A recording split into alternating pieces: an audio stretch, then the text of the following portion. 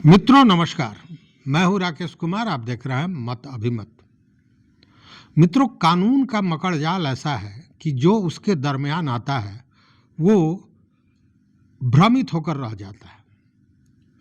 अब ये बात मैं इसलिए कह रहा हूं कि जब जमीन सर्वे की बात आई तो बंटवारे की बात भी साथ में आई। हुआ कि जिस जमीन का बंटवारा नहीं हुआ है, परिवार का जो मुखिया था या जो बुजुर्ग थे वो नहीं रहे, अब कई हिस्सेदार हैं, उनमें बंटवारा करना है।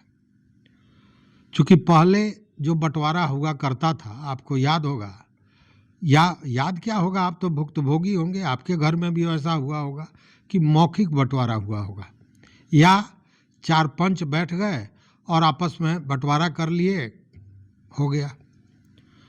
लेकिन जो पिछले दिनों सुप्रीम कोर्ट ने एक फैसला दिया, उस फैसले ने बंटवारे की पुरानी सारी प्रक्रियाओं को एक तरह से कहें कि निरस्त कर दिया और ये कहा कि पुरानी प्रक्रिया जो जिसकी कानूनी दस्तावेज नहीं है, वैसे बंटवारे को मान्यता नहीं दी जा सकती है। अब ये एक महत्वपूर्ण विषय बन गया है। विषय इसलिए बन गया है, या यूं कहे, जो मैंने कहा कि कानूनी मकड़जाल में आदमी भ्रमित होकर रह जाता है, तो ये जो सर्वे हो रहा है उसमें कभी कहा जा रहा है कि आप अपने मन से भर लीजिए, कभी कुछ। कानून दूसरी बात कह रहा है। कानून कह रहा है कि बंटवारा कानूनी होना जरूरी है, जिसका दस्तावेज होना जरूरी है, जिसके लिए सभी पक्षों का सहमत होना जरूरी है। तो आइए जानते हैं कि ये नया जो प्रावधान है, नया जमीन के बंटवारे का जो प्रावधान है, उसमें और पुराने में क्या अंतर है, क्यों किया गया है, इसका क्या लाभ होना है, और तमाम बिंदुओं पर विचार करेंगे। मित्रों, जमीन बंटवारे का ये जो नया कानून आया है, इससे पुराने जमीन बंटवारे की मान्यता पूरी तरह समाप्त हो गई है और यह सारा कुछ हुआ है सुप्रीम कोर्ट के फैसले के अनुसार।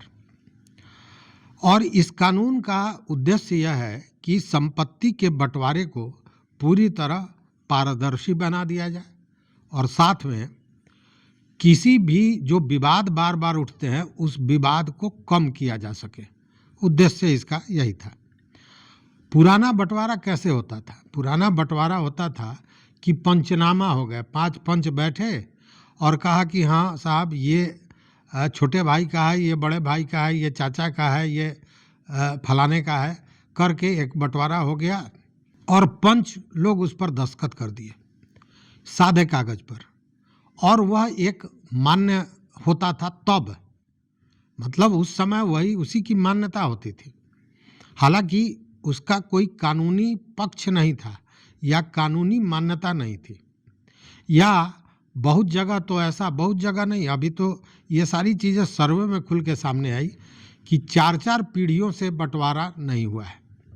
बंटवारा कैसे हुआ है? तो मौखिक हुआ है। देखिए, गांव में आप देखिएगा कि भले हम खाता खेसरा की बात करते हों, लेकिन गांव में खाता खेसरा की बात नहीं होती है।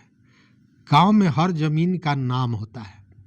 कोई कहेगा घरारी वाला ज़मीन, कोई कहेगा चानोतर वाला ज़मीन, कोई कहेगा तेलिया वाला ज़मीन, हर ज़मीन का डबरा वाला ज़मीन, मतलब हर ज़मीन का एक नामकरण होता था।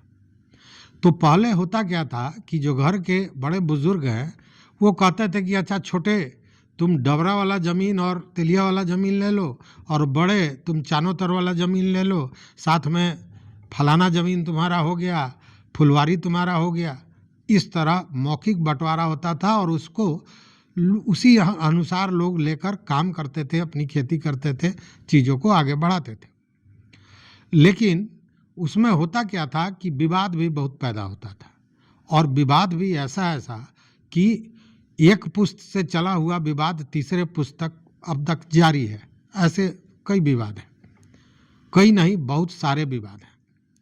तो इन सारे चीज़ों से बचाव के लिए यह किया गया, और यह जो नई बंटवारे की शुरुआत की गई है नियम की, इसके तहत इसे कानूनी दस्तावेज के रूप में चिन्हित किया जाएगा। दूसरी बात कि इसमें सभी पक्षों के सहमति की जरूरत पड़ेगी। अब देखिए कि इसमें पैतृक जमीन का बंटवारा भी हो सकता है, तो पैतृक जमीन के बंटवारे के लिए भी यह बड़ा महत्वपूर्ण है। इसके लिए कुछ अलग प्रावधान भी किया गया है, और वो इसलिए कि पारिवारिक विवाद जो लगातार बना रहता था उसमें किस तरह कमी लाई जा सके। अब ये जमीन बंटवारा का नया कानून जो है यह लागू तो हो गया है 1 जनवरी 2023 से, और यह पूरे देश में लागू है। मतलब केंद्र द्वारा यह तय है, या यूं कहे कि सर्वोच्च न्यायालय ने जो फैसला किया उसके अनुसार ये पूरे देश में ये लागू है। उद्देश्य कि बंटवारे को पारदर्शी बनाया जा सके, और इसके साथ ही पुराने बंटवारे के मान्यता को भी खत्म कर दिया गया।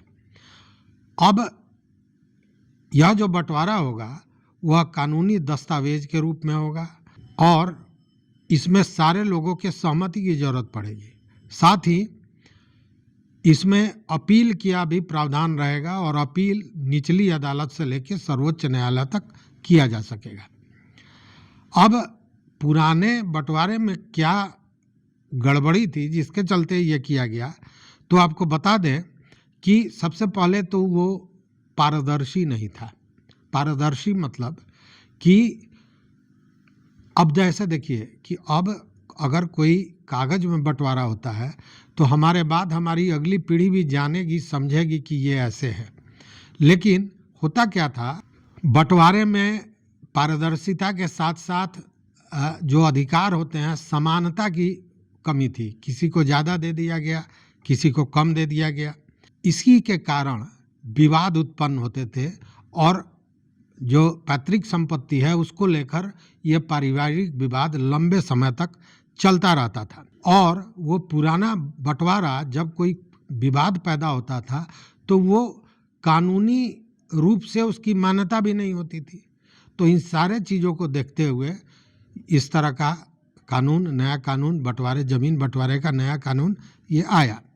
अब ये जो नया कानून है उसके तहत हमने जो कहा कि इसे कानूनी मान्यता प्राप्त होगी, इसमें सभी के सहमति की जरूरत पड़ेगी, इसको न्यायिक निगरानी के तहत किया जाएगा, साथ में समान अधिकार मिलेंगे, और खासकर महिलाओं के अधिकार को भी इसमें सुरक्षित किया जाएगा, और इसका डिजिटल रिकॉर्ड तैयार होगा। मतलब आपके बंटवारे का रिकॉर्ड सरकार के पास भी डिजिटली उपलब्ध होगा, और इसका लाभ यही होगा कि इससे के विवाद कम होंगे। कानूनी दस्तावेज होने के कारण कानूनी सुरक्षा भी प्रदान करेगा। महिलाओं का सशक्तिकरण होगा चूँकि उनको उसका अधिकार मिलेगा। संपत्ति की मलकियत स्पष्ट होगी, इसलिए आर्थिक विकास भी होगा। अगर अभी मान लीजिए कि पूरा बंटवारा नहीं हुआ है और हमको कोई फैक्ट्री खोलनी है, हमको पैसे की ज़रूरत है, हम ज़मीन बेचना चाहें, लेकिन हम बेचना चाहें तो दूसरा कोई उस पर मेरा जो दूसरा पक्ष है, जो हिस्सेदार है, वो उस पर आपत्ति जता सकता है चूँकि मलकियत स्पष्ट नहीं है। बंटवारा जो है वो टोटल मौखिक रूप से है, तो इससे आर्थिक विकास भी होगा। तो इन सारी चीज़ों को देखते हुए ये सब किया गया है। अब है कि ये बंटवारा किया कैसे जाएगा, तो इसके लिए सभी पक्षों को आवेदन देना होगा और उससे संबंधित दस्तावेज जमा करने होंगे। जब ये सारी चीज़ें हो जाएंगी तो इस ज़मीन का, इन सारे ज़मीनों का सर्वेक्षण किया जाएगा, और सर्वेक्षण के बाद उन ज़मीनों का मूल्यांकन किया जाएगा, और मूल्यांकन के बाद बंटवारे को लेकर एक प्रस्ताव तैयार किया जाएगा, और उस प्रस्ताव पर जब सारे पक्षों की सहमति हो जाएगी तब उसको कानूनी अनुमति देते हुए उस दस्तावेज का पंजीकरण मतलब रजिस्ट्रेशन कर दिया जाएगा, और फिर वो डिजिटलाइज हो जाएगा और पूरी तरह कानूनी दस्तावेज बंटवारे का आपको प्राप्त होगा। अब देखिए इसमें किस तरह पारदर्शिता का मामला क्या है कि पहले हमने कहा कि चानोतर वाला ज़मीन आपका और तेलिया वाला ज़मीन आपका, ऐसे करके बंटवारा होता था। अब उसमें एक कोई ज़मीन होगा जो सड़क के किनारे है तो उसकी कीमत बहुत ज़्यादा होगी, एक चौर में होगा उसकी कीमत कम होगी, लेकिन वह भी 2 बीघा है, यह भी 2 बीघा है तो बांट दिया गया। लेकिन अगर मूल्य के आधार पर देखा जाए तो उस ज़मीन की जो सड़क के किनारे है उसकी कीमत अगर 20 लाख रुपए होती है तो इसकी कीमत 5 लाख रुपए होगी, तो अंतर तो हुआ।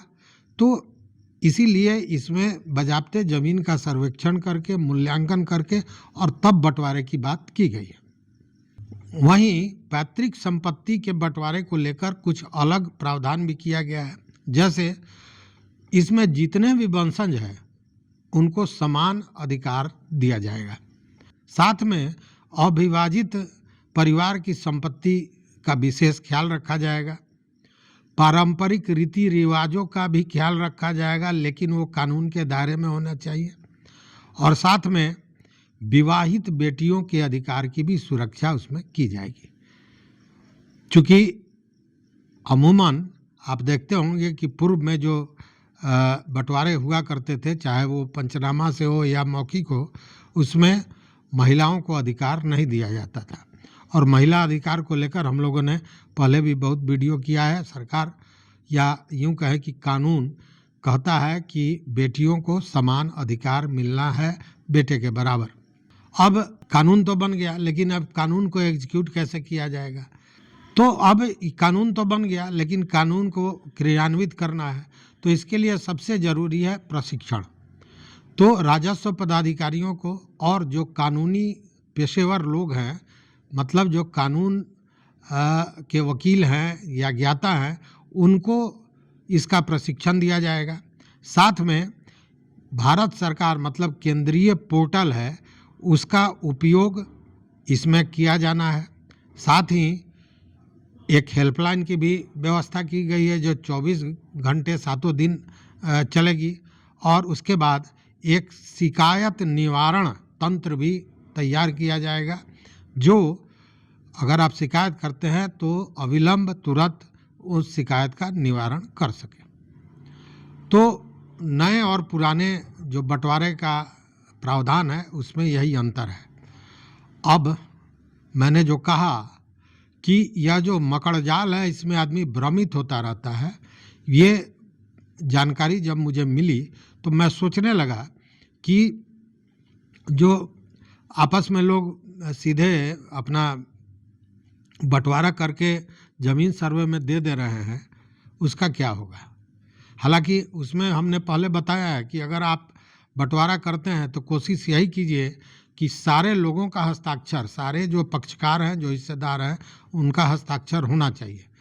और यहाँ भी यही है कि सारे लोगों की सहमति होनी चाहिए और उसे कानूनी दस्तावेज का रूप देना है। तो कानूनी दस्तावेज का रूप देना तो बाद की बात है, लेकिन अगर वहाँ आप देते भी हैं तो सारे लोगों की सहमति अगर होगी तो दिक्कत नहीं होगी। हालांकि वहाँ एक डर जरूर है कि आज सहमति करके और कल हो सकता है कि उसका विरोध कोई करे, लेकिन अगर उसे कानूनी दस्तावेज का रूप मिल जाता है तो उस स्थिति में एक बार जो हो जाएगा वही सर्वमान्य होगा। तो यही अंतर है पुराने ज़मीन बंटवारे में, संपत्ति बंटवारे में और नए कानून में। हालांकि यह तो पूरे देश में है, लेकिन राज्य सरकारों के जो कानून हैं उसके तहत हर राज्य में इसमें थोड़ा बहुत अंतर हो सकता है। इसलिए उन सारे चीज़ों को भी समझने की ज़रूरत है। तो इस वीडियो में बस इतना ही। देखते रहिए मत अभिमत। मित्रों, चैनल पर नए हो तो सब्सक्राइब कीजिए, लाइक कीजिए, दोस्तों के साथ शेयर कीजिए और अपना विचार जरूर इस पर दीजिए। देखते रहिए मत अभिमत। बहुत बहुत धन्यवाद, कोटिशः आभार।